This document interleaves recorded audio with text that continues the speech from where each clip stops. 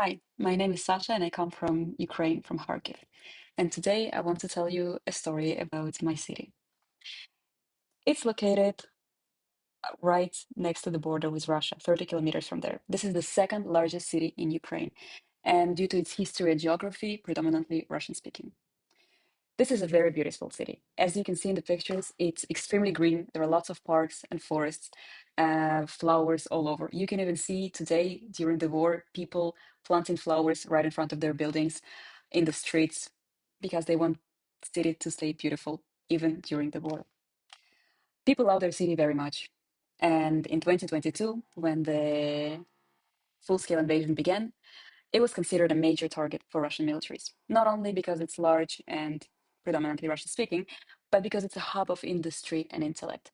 Kharkiv's immense historical, academic, and industrial legacy makes it vital both for Ukrainian and global history.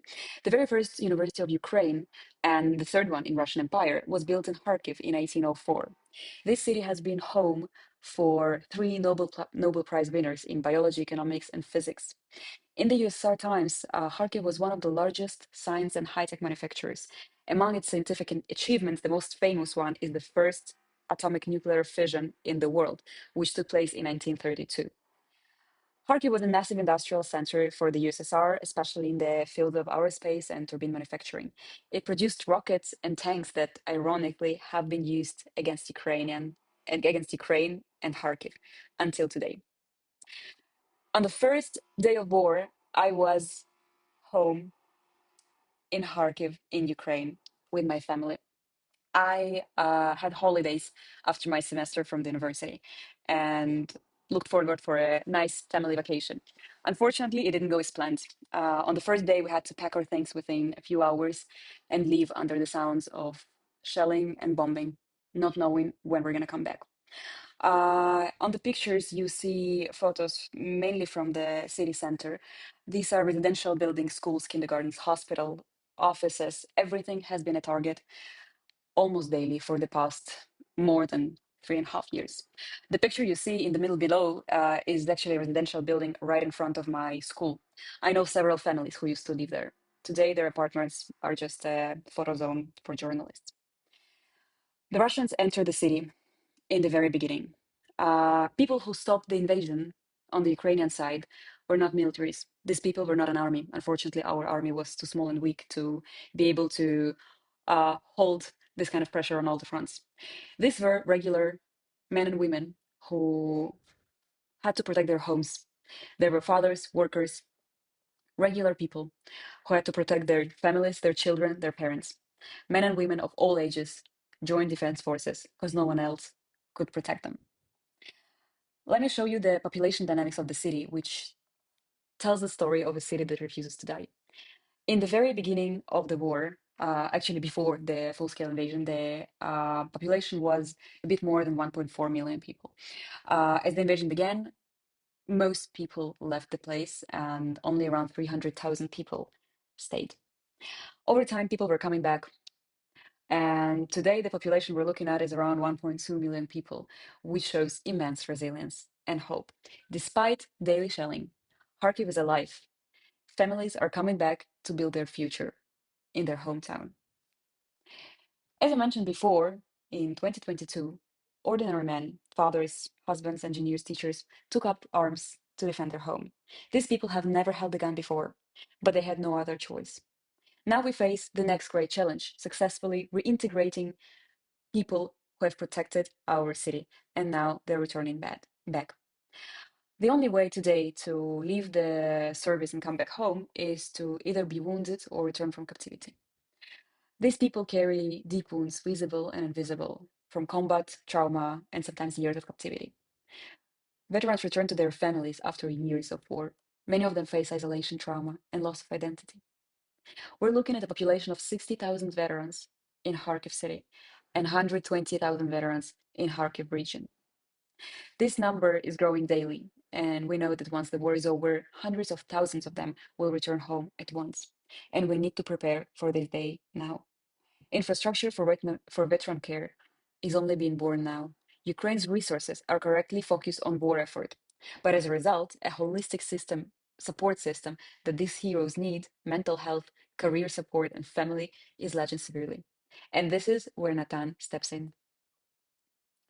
We're presenting a holistic reintegration model, a personalized process adapted from existing, proven, and successful community rehabilitation models. We treat returning men and women and their families as healthy people who survived an unhealthy reality, offering immense, immediate, systematic support. We map the needs, strengths, and goals of veterans and their families in four dimensions. Personal, where we address identity building and trauma processing. Family, where we're rebuilding bonds, provide spouse seminars and parental activities and support.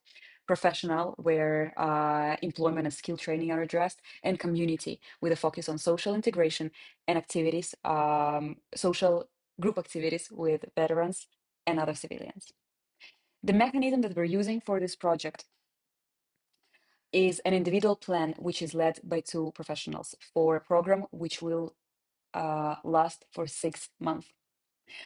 The two people that will be leading a veteran and his family or her family are the case manager and a veteran mentor. Case manager is a central contact person who will be coordinating all the services that will be provided in the program. And this is the person to lead veteran and his family throughout the whole program. The veteran mentor is a person who has already transitioned successfully from his combat experience. This person is a bridge for informal support and is also a large element of trust for veteran and the family throughout the whole program. The way we're creating this program is through multi-component action.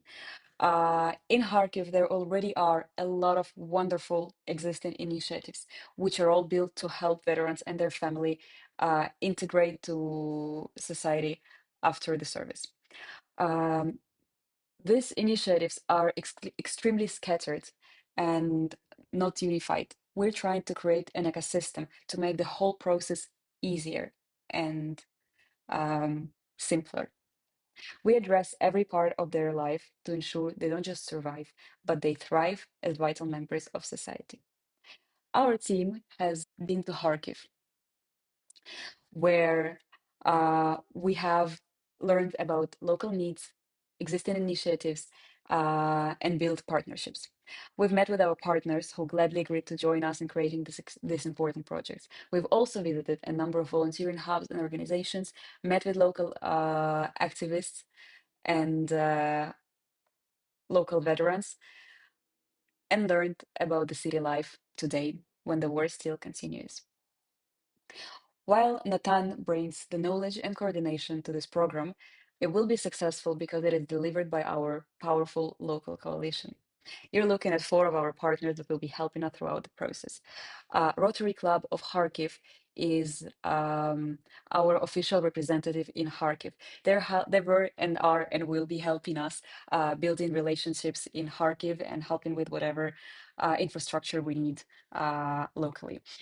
City Council of Kharkiv is providing us with governmental support throughout the whole program and will be helping us finding resources, meaning workers for the project. The Karazin University is that very university that I've mentioned before, that is the first university in Ukraine. It's the biggest one in Kharkiv and one of the biggest one in Ukraine. This university will be helping us teach local stuff and create a model which will be later used to scale the project and help more and more people. And our last partner is a veteran space called Shoulder to Shoulder. This space unites veterans and tries to combine existing initiatives. The founder of this place is actually a veteran himself. He returned after 2 years of captivity in Russia and realized that local system is not ready to meet veterans and integrate them with their families into society. We want to start with a pilot program for 15 veterans, which we plan to expand for many more in the future, as many as we can help and fund. Our focus is on developing, testing, and refining the full ecosystem on personal, family, group, and community levels. During the pilot, we will develop Kharkiv's first holistic reintegration model for veterans adaptation. We will help integrate 15 veterans with their families into civilian life. We will train over 10 case managers and mentors. We will create a sustainable, scalable model for post-war Ukraine, and we will provide and train critical resources which are not covered by the government today. This is a time-sensitive investment opportunity to build the foundation for a national model. It starts with 15 veterans in Kharkiv and grows into a system that can heal a nation.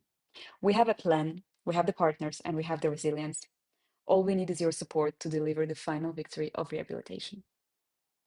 Thank you very much.